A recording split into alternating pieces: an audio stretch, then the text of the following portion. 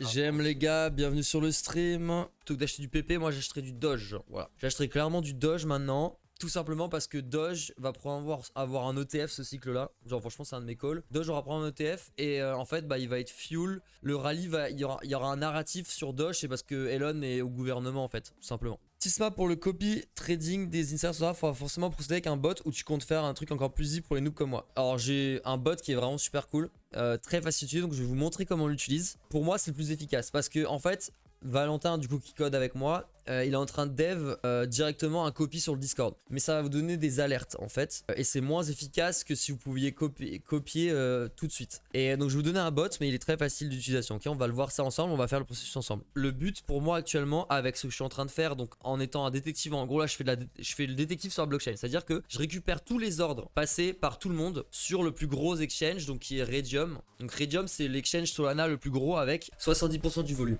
Dans tous les cas, on n'a pas besoin d'avoir tous les meilleurs traders. Il faut avoir les meilleurs de Redium. Ça suffit largement. Il y a tellement de traders déjà que vous allez voir, ça suffit largement. Donc il n'y a pas besoin de chercher tout et n'importe quoi. Sachant qu'il y a des bases données. Les bases données, je vais appeler ça des datasets ici. Il y a des datasets qui contiennent de la donnée qui n'est pas terrible des fois. C'est-à-dire que la donnée, il y a des moments, bah, les prix sont pas bons. C'est tellement complexe en fait à créer en arrière-plan pour avoir ce genre de table via la blockchain que il peut y avoir des incohérences dans les données. Et en gros, de prendre d'autres plateformes autres que Redium, la plus grosse, ça induit pas mal d'erreurs. J'ai essayé de résoudre certaines erreurs, mais je vais pas en parler maintenant, c'est trop compliqué, notamment quand il y a des agrégateurs comme Jupiter. D'accord, on va faire. Donc, je vais vous montrer un exemple de pourquoi ça peut être super galère. Voilà, bah vous regardez, en gros, là, le mec, ce qui s'est passé, il a échangé 50 centimes de Wrapped Sol, donc de Sol, contre 172 GME, ok, sur Jupiter, d'accord. Sauf qu'en fait, Jupiter, vu que c'est un agrégateur, il va optimiser le plus possible pour balancer les pools et pour payer le moins cher avec le moins de slippage.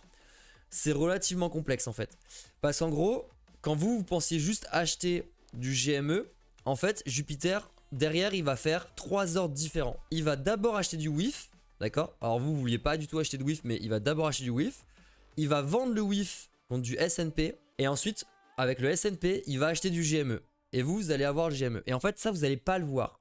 C'est ce qu'on appelle un agrégateur. Et donc, Jupiter est un agrégateur. Et donc, pour tracer ce genre de transactions, c'est un enfer. C'est un enfer pas possible. Tu codes en quoi? Je code en... Là, c'est pas du code, c'est de la base de données. Donc, c'est du MySQL comme langage. Alors, en fait, c'est une variante du MySQL. C'est du PestoSQL, si je dis pas de bêtises. Regardons maintenant ces traders. Alors, j'ai plusieurs queries, en fait, parce que j'ai dû faire pas mal, on appelle ça d'agrégation de bases de données, donc j'ai dû faire matcher des bases de données avec d'autres bases de données pour retrouver le prix en fait. C'est-à-dire que il faut que j'arrive à calculer en temps réel le prix du token pour voir ce qui reste au mec, parce que le mec peut-être qu'il a pas tout vendu, peut-être qu'il a vendu que 1000 tokens ou 5000 et qu'il lui reste en fait un unrealized PNL, un profit latent de genre des millions de dollars. Donc on est obligé de prendre ça en compte aussi dans l'analyse. Et donc ça rajoute de la complexité. Parce qu'il faut matcher le prix des tokens de la blockchain sur le nombre de tokens qu'a le mec à un instant T. D'accord, donc ça ne demande pas le calcul. Et donc là, j'ai agrégé tout ça, ok, pour avoir les meilleurs traders. Je vais vous montrer des gros insiders. J'espère que vous êtes prêts, les gars, parce que vous allez halluciner. Quand je vous dis vous allez halluciner des mecs, vous allez péter votre crâne, ok. Pour voir, une fois que vous avez l'adresse du mec, donc vous prenez le token bot mint address. Ensuite, vous allez dans Dex Screener. Vous allez rentrer l'adresse. Donc là, hop, je mets l'adresse du token. Donc c'est ça. Musk is the hero. Bon là, vous voyez, liquidity 220, il a dumpé comme un gros fils de chien. D'accord. Donc ça, c'est la chart, ok. Donc là, vous voyez, c'est un gros pump and dump. Alors, il y en a qui seront plus ou moins longs. Il y en a qui vont durer 3, 4 jours, 5 jours. Et il y en a qui seront rapides, qui vont durer seulement quelques heures. Donc alors, maintenant, on va regarder comment il a fait ses trades. Ok. Donc là, maintenant, je filtre ici par maker. D'accord. Ça me permet de filtrer l'adresse. Ok. Donc là, je retourne sur mon data frame. Et là, cette fois, je prends le trader ID, d'accord, je retourne ce truc, je copie le trader ID, et là, magique. Et vous voyez, c'est un énorme insider. Et d'ailleurs, là, il a rebuy ici. Alors du coup, maintenant, vous voyez tous ces trades. Ok, donc il a acheté pour 5 sols ici. Donc dans le début de la candidate. Donc on va le mettre en une minute, vous allez voir. Non, mais il y a 60 de volume, mais c'est parce qu'il a rug. Hein. Il a sorti 3187 Solana, les gars.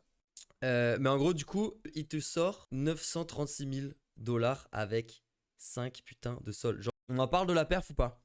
C'est quoi cette dinguerie, genre? Si vous voulez tout savoir, le mec a fait 75 000% de PNL. Ok, donc, premier token. On reprend le même. Cette fois sur un autre token. Donc, toujours le même. On va refiltrer.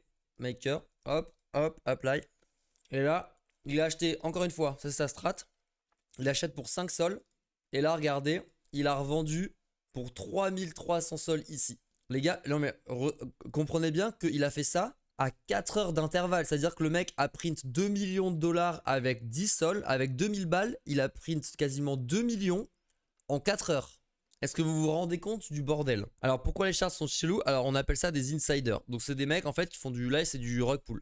C'est-à-dire qu'en gros, il laisse tout pump et après il enlève tout d'un coup. Après on va prendre des mecs plus legit, ok? Parce que là je vous montre vraiment les gros serial killers du game quoi. Ah tiens, là c'est intéressant, on va prendre Peanut. Voilà, là c'est Peanut. Donc un token qui a été vraiment tradé qui est pas un rug pull, d'accord? Alors, une fois qu'ils changent de wallet, comment tu traces? Bah, tu peux pas en fait. Tu les traces et tu t'attends, t'espères qu'ils changent pas de wallet. C'est un peu le jeu de l'achat à la souris. De toute façon, tu peux pas, il y a pas de moyen. Là, enfin là, je vous ai montré les mecs qui font ce genre de trucs un peu, enfin qui font des trucs malhonnêtes. Mais après, il y a des mecs qui sont insiders sans faire des trucs malhonnêtes. Ok, qui font pas forcément des rug pulls.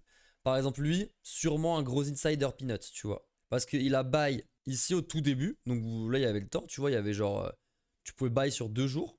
Donc là, il a buy 2 fois. Il a buy pour 60 sols. Donc voilà, là sur Peanut par exemple, il a vraiment fait le gros port. Là, il a acheté 60 sols. Ensuite, il a vendu pour... Oh, regardez les sommes. C'est aberrant. Et il a vendu pour 5 millions.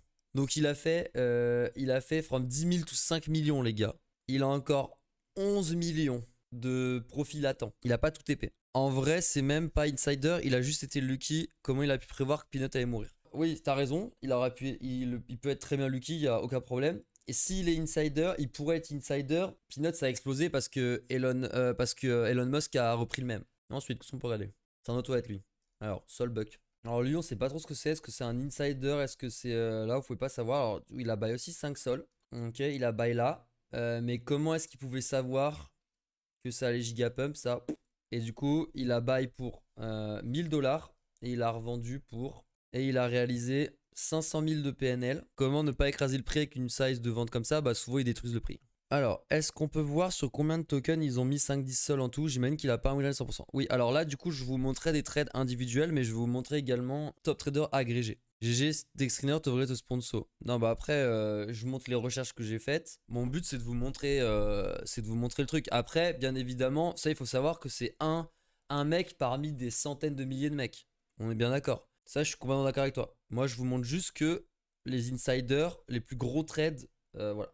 Et potentiellement, du coup, des mecs qui font ça régulièrement et qui sont copiables. Et d'ailleurs, je suis en train de réfléchir, mais il y a moyen que le total sell, vu que ce soit des tout petits tokens chelous, qu'il y a un problème dans la table sur Dune de prix, qu'en fait, il fasse pas 500 000 balles. Et qu'en gros, Dex Screener et tout bug. C'est ça que je vous parlais de la difficulté. Donc là, pareil, on va retourner, on va retester un autre. Tiens, je suis curieux. Parce que là, quand je réfléchis, ça me paraît un peu gros. Et à moins que le calcul avec les décimales soit pas forcément bonne et du coup, il a pas le vrai montant en USD. Alors du coup, donc ça, je vous ai montré les trucs un peu chelous, les insiders, etc. L'idée maintenant, c'est d'avoir des mecs qui font suffisamment de trades, d'accord? Parce que là, comme vous le voyez, il n'y a que un trade, d'accord? C'est des mecs, ils ont acheté une fois et ils ont dump sur la commune. Donc ça, c'est des rug pools. Maintenant, on va regarder donc les top traders. Lui, il a 35% de win rate avec 12% de PNL. Sur les 7 derniers jours, il a fait 500 000 dollars. Et en tout, il a fait 2 millions de dollars de PNL. Je vous mets le lien Discord là. Si vous n'avez pas join déjà, c'est mon Discord. Ok, je vais poster les adresses dedans dans le channel Degen. Il y a un channel qui s'appelle Degen et je vais dump les adresses dedans, d'accord? Là, sur le mois, il s'est fait défoncer, mais par contre, il a 14 millions de PNL all time. Donc là, sur un mois, il a 8% de profit. Et après, il a tapé, en fait, il a tapé 200% sur beaucoup de sa size. En gros, je pense que je devrais filtrer un petit peu. Où je calcule la distribution de leurs profits. Distribution de leurs profits pour en fait voir à combien de pourcents ils sont accurés. Parce que si le mec, au final, il a eu un coup de chat et il gagne 800 000% une seule fois et que le résultat il perd 50%, ça vaut pas le coup de le copier. Parce que ça veut dire qu'il a probablement un coup de chat. Là, en fait, là, je vous apprends pas à trader. Je vous montre ce qu'on peut faire en copy trading on-chain sur Solana si vous voulez être un peu dégène. Ça, faut savoir que c'est du dégène. Vous allez pas. Je pense que personne va être milliardaire ici avec ça, sauf s'il a une chance de fou furieux, genre une comète qui s'écrase là dans mon jardin, d'accord? Je pense qu'il y a de la thune à se faire, mais c'est pas un truc fiable à 100%. L'argent que vous allez mettre dedans, vous devez vous dire que vous allez pouvoir le perdre, tu vois. C'est un sujet qui est relativement complexe. C'est pas genre juste tu tombes sur un mec, tu vois, il a fait un 5 millions de profit, tu copies, les gars. C'est pas du tout comme ça que ça fonctionne. Il y a potentiellement dans la base de données, parce que c'est tellement complexe la prise de données, que dans d'une, il peut avoir des erreurs dans la base de données, même si j'en ai filtré à mort. Il peut avoir des mecs, comme vous l'avez vu, qui pour la plupart ont eu un coup de chance et le reste du temps ils sont nuls. Donc il faut analyser en fait leur distribution, etc. D'accord. Donc c'est ce que je fais là manuellement. Je pourrais le faire, enfin je vais le faire après cette vidéo, après ce stream. Comme ça je vais réaffiner les wallets. Ok. Mais je vais déjà vous donner à la fin de ce stream quelques wallets sur lesquels vous pouvez start, d'accord, qui sont vraiment intéressants. Voilà. Donc c'est vraiment cette query, elle me permet d'agréger tous les trades de Raydium dans la base de données. Je sais pas si c'est une vente ou un achat. Tout ce que je sais, c'est que le mec a vendu du sol pour acheter du Barzik, ou alors il a acheté du sol en vendant du Barzik. Donc c'est tout ce que je sais. Pour savoir si c'est un achat ou une vente, j'ai dû lui dire, ok, si le mec vend du sol, de l'USDT ou de l'USDC, alors c'est un achat d'une autre paire. Okay, donc là, on fait ça comme un achat. Maintenant, si le mec achète maintenant du sol, de l'USDT ou de l'USDC, ça veut dire qu'il fait une vente. Donc c'est un peu contre-intuitif, d'accord? Vous captez le délire. Donc là, j'ai agrégé les achats. J'ai fait quelques sommes, etc. dedans. Bye. En fait, là, ce que je fais, c'est que je crée des sous-tables, je crée des sous-bases de données dans la même requête. Dans le but, en fait, de les agréger ensemble pour avoir une finalité. Donc en fait, je filtre les achats, je filtre les sells, ensuite j'agrège les achats ensemble. Donc que je filtre, que je mets ensemble, donc les trader ID, la paire et le token d'achat. Et ensuite, j'agrège les ventes ensemble. Et là, je vais agréger du coup pareil en fonction des tokens ID, du trader, etc. Comme ça, j'ai en fait, s'il y a plein d'ordres d'achat et de vente de la même paire, j'agrège tout en une seule paire. D'accord? Donc ça, c'est ce que j'ai fait avec ça. Et ensuite, vient des trucs un peu plus compliqués. Où en gros, je vais matcher du coup les ordres d'achat et les ordres de vente que j'ai agrégés avant. D'accord? Donc je vais les mettre ensemble dans une base de données, dans un même dataset. Et ensuite, je vais calculer le PNL réalisé avec les infos que j'ai. Donc là, je vais calculer le PNL. Donc là, vous voyez, je fais des calculs. Voilà, donc là, j'évite la division par 0 parce qu'il peut y avoir des erreurs. Là, je fais des petits trucs, voilà, hop. Je calcule donc ce qui nous reste de quantité de tokens et en USD, d'accord, en valeur USD. Et voilà. Et donc là, j'ai mon Realize PNL. Donc là, j'ai ce data frame, ce dataset, avec du coup la totalité des trades des mecs. Et là, vous voyez, c'est que des rug pools. C'est le mec qui a acheté une fois, qui a vendu 80 fois. Voilà, c'est que des rug pools. Voilà. Ensuite, j'ai repris en fait la base de données dans une autre query. D'accord, je peux faire ça. Là, donc, j'ai fait en sorte de calculer. Donc, j'ai ajouté donc la base de données qui contient les prix. D'accord, parce qu'il faut ajouter les prix. Et ensuite, j'ai recalculé du coup l'Unreal PNL que j'ai ajouté donc à mon dataset. Et j'ai également enlevé du coup les bots qui ont plein d'ordres d'achat et de vente, d'accord, par trade.